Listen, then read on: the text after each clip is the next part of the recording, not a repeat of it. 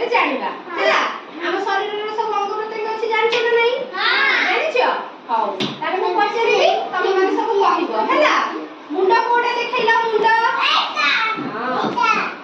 ଆଖି କୋଉଟା? ଆମର କେତୁଟା ଆଖି ଅଛି? କାନ କାନ କୋଉଟା? ପାଟି ପାଟି କୋଉଠି ଆଗ ଦେଖାଅ? ପାଟି କୋଉଟା? ଦାନ୍ତ ଜିଭ ଆଉ ବେକ ସୁନା ପିଲା ସମସ୍ତେ ତାଳି ମାରି ଦିଅ। ସମସ୍ତେ ସବୁ ଜାଣିଛ ସୁନା ପିଲା। ତାପରେ ହାତ ହାତ କୋଉଟା? ଆଙ୍ଗୁଠି ଆଙ୍ଗୁଠି ଆଉ ତମ ନଖ। ଆଚ୍ଛା କହିଲ ଗୋଟାଏ ହାତରେ କେତୁଟା ଆଙ୍ଗୁଠି ଅଛି? 1 2 3 4 5 2 3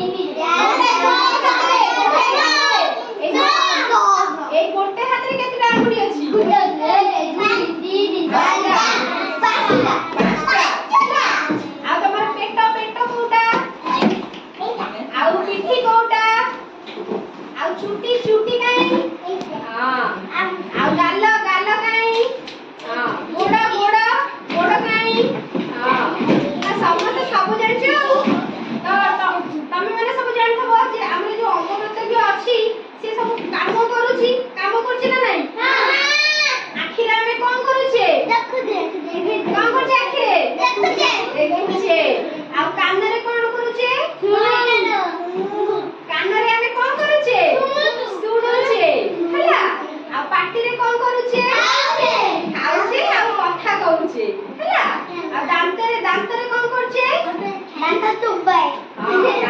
ଦାନ୍ତରେ ଆମେ ଚୋବଉଛେ ହେଲା। ଆଉ ହାତରେ ହାତରେ କଣ କରୁଛେ?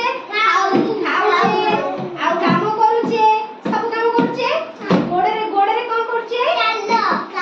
ଗୋଡରେ ଆମେ ଚାଲୁଛେ ହେଲା। ତ ଯେମିତି ଆମର ସବୁ ଅଙ୍ଗ ପ୍ରତ୍ୟଙ୍ଗ ଅଛି ସେମିତି ତାର ସବୁ କାମ ବି ଅଛି। ତମେ ମାନେ ସବୁ ଜାଣିଲ ମନେ ରଖିଲ ନା ନାହିଁ? ସବୁ କଥା ମନେ ରଖିବ ହେଲା। ହଉ।